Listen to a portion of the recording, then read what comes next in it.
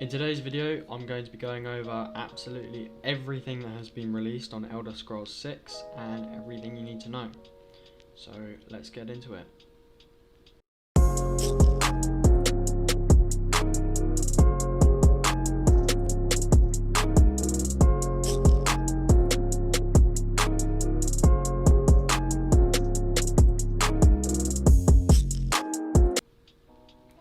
First of all, let's have a little look at the location. The most popular fan theory about the location is that the game will be based in Hammerfell, bordering High Rock and Skyrim. This means it will be populated mainly by Britons and powerful mages. The explanation for this is the dry, arid climate from the teaser footage, as well as the sea on the right, which narrows down the location to a few places within Tamriel. But due to the lack of greenery and cities, the only places that fit for the location are High Rock and Hammerfell. However, High Rock is a very small location and so not very fitting for the long-awaited 6th instalment in the series, which means that Hammerfell is the more likely location. As well as this, the large crater and the ruined tower that are in the teaser can be found on the map of Hammerfell. The second thing we know about the game is that it will be using photogrammetry technology, which essentially means that everything in the game is going to be photorealistic because it's all computer generated from photos of real life objects. Now, what I'm going to go into now is a leak that was posted. The leak seemed to be fairly legitimate. The guy had a photo of the non-disclosure agreement that he signed, but it's a leak, so you can never be sure. He actually says with regards to the location that it will be using Hammerfell and High Rock. And that both these locations will be in the map, which would make the map absolutely huge.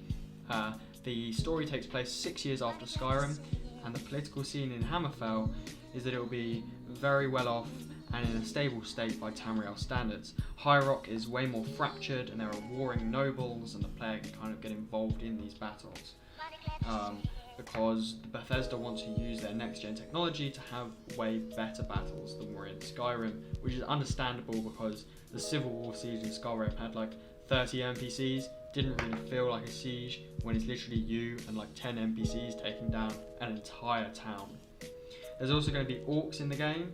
They're going to be pillaging and fighting within the world, and there's going to be a few battles with orcs. Apparently there's going to be a quest line where 100 orcs run down a mountain and storm and loot and burn this city. So again, these big battles with next gen graphics and next gen technology will be really fun if they are in the game.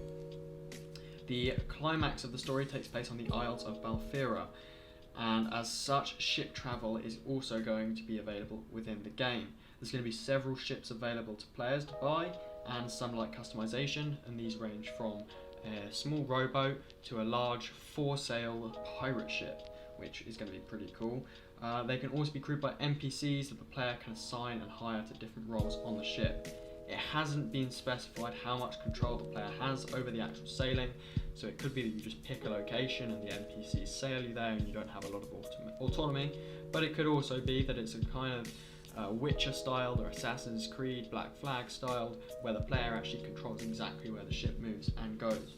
They're also bringing back spell crafting apparently, which would be awesome if they did, because that was an awesome feature in the Elder Scrolls 4 Oblivion, and was removed in Skyrim, which means the players will be able to craft and create their own spells and adjust them, which is way better for character development and role playing, and also just more freedom with gameplay and stuff like that. The game is also going to have more unique and interesting quests than Skyrim, with other skills being present other than just fetch quests or combat quests like Skyrim actually had. The leak actually provided an example of this. One of the smaller quests is a Khajiit mother asks you to take care of her 3 kittens. As soon as she leaves the house, the kittens become really ill-behaved, they're insulting the player, they're causing chaos, one of them kills and eats the skeever, and the mum comes back and she's furious. And in order to calm her down, you have to do a speech check. If your speech levels aren't high enough, you antagonise her and then she then engages in combat with you. And you either get knocked down by her and you're carried off by the guards, or you kill her, at which point the kittens are transported to the local orphanage when you later pass it in the game, which is quite funny. And finally, the release date for the game will be Q4 of 2024, so by true Bethesda standard, quite a while off.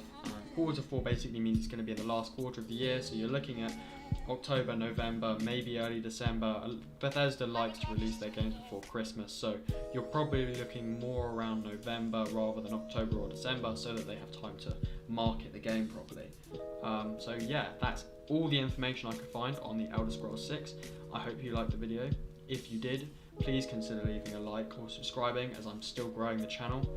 And I'll also be linking to my blog in the description, where you can find exclusive interviews with game developers about their upcoming games.